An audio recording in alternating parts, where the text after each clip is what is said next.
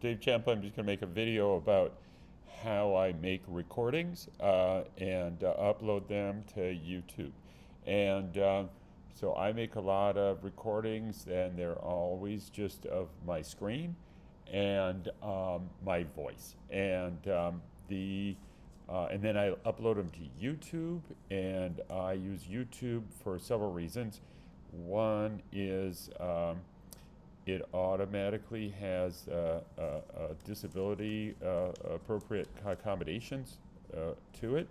I don't even know what the details of that mean, but the Disability Services Center would recommend that we use YouTube to host videos in order to have access to things like closed captioning. I think the closed captioning on YouTube has gotten pretty good. Of course, it's science terminology that struggles with, but overall, I think it does a pretty good job.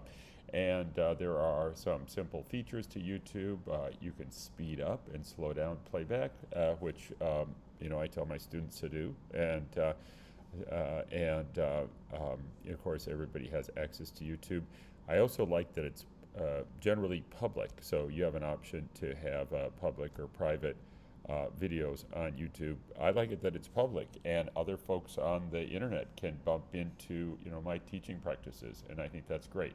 And so I never use Kaltura or any of the thing that USM hosts, and others could report on that.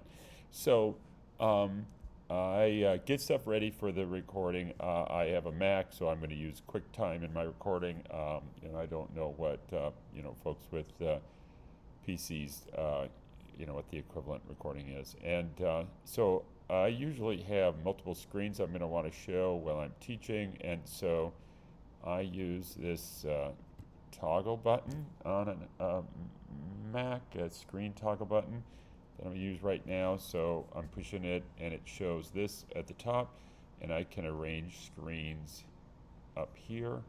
So I can have all these screens up here. Oops. Like that. And then, and this is all just getting ready to teach my class. And so, likely I'll have a PowerPoint. I might want to show a website. And maybe the Word document or some other app that I want to show, and I just have that planned out.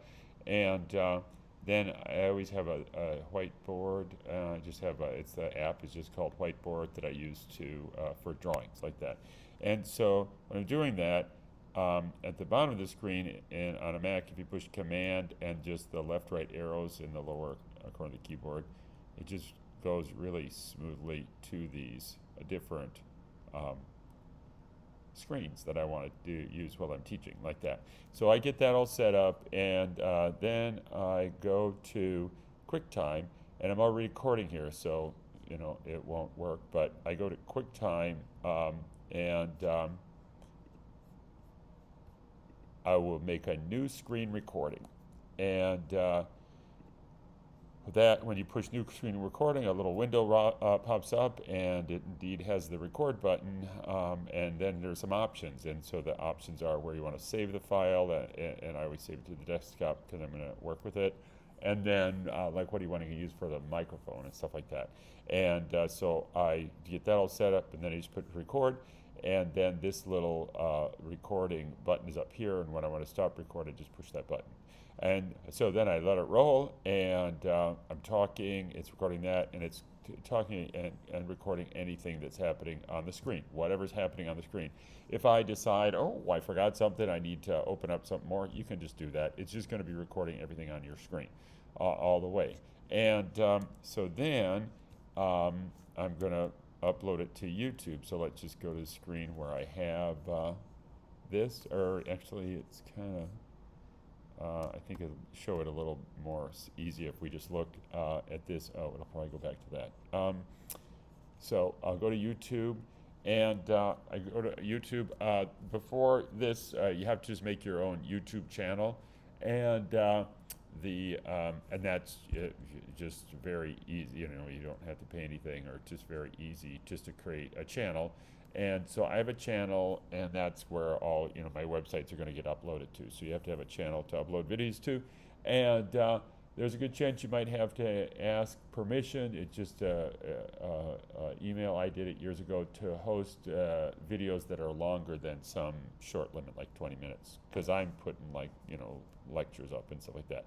And so whenever you open YouTube, there's a little camera here to create, and I'm just going to upload a video. And so just to show you what that looks like, I'm going to select a file, and it'll be on my desktop. We'll say I select that one, and I'm going to start to upload it, and then it's going to ask me to give it. This is going to be some information that's at the bottom of each YouTube video. Giving it a title, and then summary statement about it, description, whatever you want to put on.